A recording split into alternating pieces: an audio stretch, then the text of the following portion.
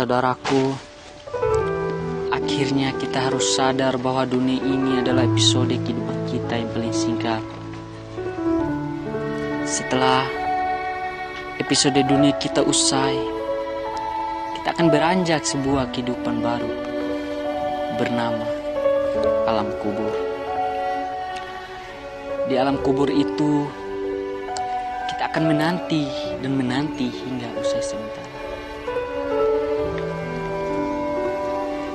Usai berapa lama penantian itu, entahlah. Hanya Allah yang Maha tahu tentang seberapa lama ia.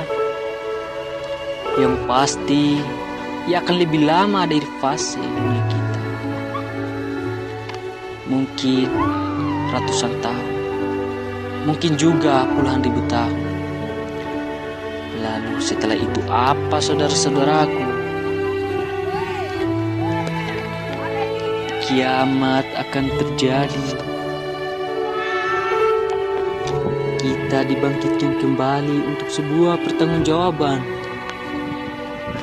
Kita akan menunggu di padang mahsyar 5.000 tahun.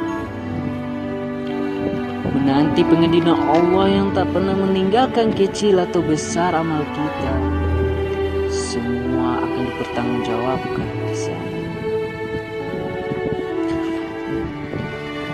Kedua kaki ini takkan bergeser sedikit pun sehingga hisab dan pengadilan Allah itu usai. Berapa lama pengadilan Allah itu?